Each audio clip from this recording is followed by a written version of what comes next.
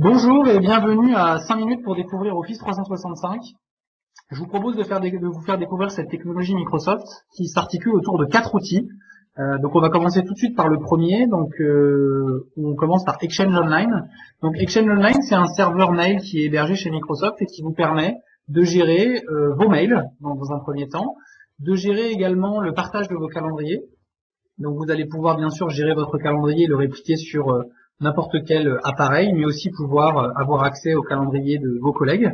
Donc ici, je vois le calendrier d'un collègue qui est Geoffrey, auquel je vais pouvoir rajouter des rendez-vous, modifier des rendez-vous parce qu'il m'en a donné le droit. Il aurait pu me donner le droit que de voir ses disponibilités. J'aurais eu à ce moment-là des carrés qui étaient pris, mais dans lesquels je ne voyais pas le détail, ou il aurait pu décider de ne pas me partager son calendrier. Vous pouvez également partager des tâches et gérer des tâches à l'intérieur de votre Exchange Online, et vous pouvez bien entendu gérer vos contacts et partager vos contacts. La deuxième brique que vous avez à l'intérieur d'Office 365, c'est Link Online.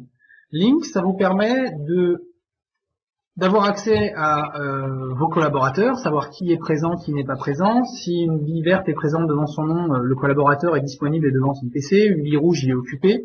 Une bille jaune, il n'est plus devant son PC, mais son PC est toujours allumé. Et puis s'il est éteint, vous le voyez en mode hors connexion. Si un collaborateur est disponible, vous allez pouvoir rentrer en conversation instantanée avec lui. Vous allez pouvoir également l'appeler. Vous allez pouvoir également vous voir à travers une vidéo et partager votre écran. L'intérêt du partage et de la prise à distance, c'est la possibilité de partager des documents et de travailler en commun sur des documents, puisque la prise à distance vous permet, par exemple, sur un document Word avec lequel vous travaillez sur votre collaborateur, de directement mettre les modifications lorsque vous en discutez, mais aussi de partager une application métier que vous n'avez pas forcément sur votre poste. La troisième fonctionnalité de Office 365, c'est SharePoint Online. SharePoint Online, c'est un intranet d'entreprise qui, globalement, fait office de outil de partage documentaire dans un premier temps.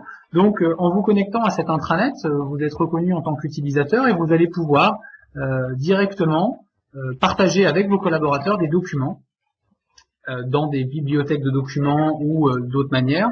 Vous allez pouvoir également gérer les indices de modification sur vos documents, les validations documentaires, la diffusion automatique. Donc, c'est l'équivalent d'un Windows Explorer, mais avec des fonctionnalités supplémentaires.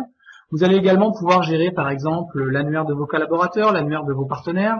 Et puis, vous allez pouvoir, à l'intérieur de SharePoint Online, y mettre les processus d'entreprise. Par exemple, y mettre les demandes de congés. Donc, plutôt que d'avoir un processus papier, vous allez pouvoir faire tourner, à travers une validation dans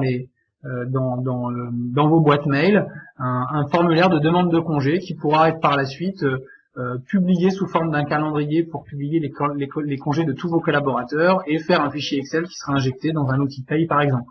On pourra imaginer également les notes de frais, les demandes d'achat et autres.